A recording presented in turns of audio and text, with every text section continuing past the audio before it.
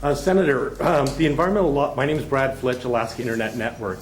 It appears that the environmental lobby has fully mobilized itself against Senate Bill 881.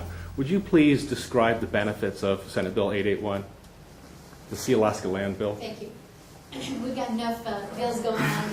You give me the number and I need to just verify.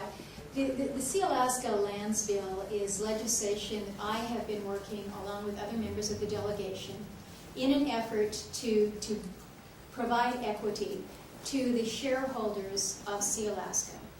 They are the last Native corporation that is yet to receive full entitlement of those lands promised to them under ANCSA. They've been waiting now 39 years for final settlement. This issue is contentious because the areas that Sealaska is looking to select are outside of the initial boundaries of their selection areas that were laid out under the initial act some 40 years ago. The reason for that is, and the reason that Sealaska was unable to make their full selection at the time, there were long-term contracts, timber contracts within their areas.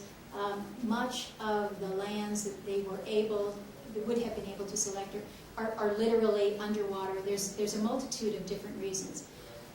There's been some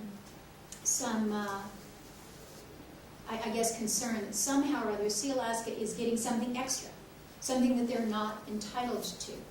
And what I think is important to appreciate is the history and the fact that because of other reasons, Sealaska remains incomplete in terms of their initial conveyances under ANCSA. They will not receive, under this legislation or anything else that might, any other iteration that might come out, they will not receive one more acre than they are entitled to.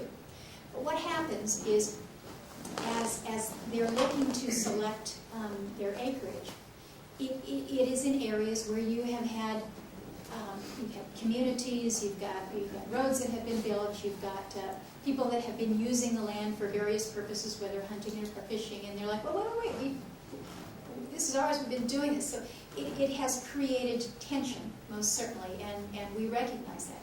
And we have been working with Sealaska now for a period of years to very carefully refine and define these areas that would be available for selection. We have been pushing Sealaska very aggressively to speak with and include those in these areas and gain a better understanding as to where might be more appropriate areas for selection than others. It is not without controversy, but I will tell you we have made, I think, some significant progress with the level of meetings and discussions about how Sealaska can move forward with their selections.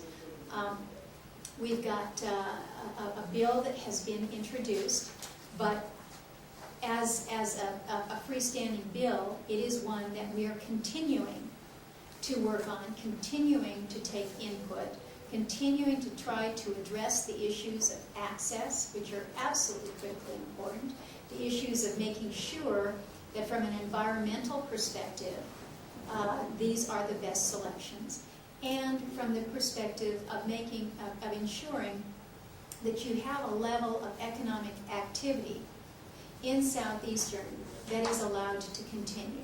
I think we recognize that in Southeast, it's pretty tough economically right now, and Sealaska represents an opportunity for those in the region for continued good-paying jobs. So it's a balance. It is very fluid, I think it's fair to say, at this point in time, and I am continuing to work this along with the other members of the delegation, the folks at Sealaska, and the people within the affected communities of the region.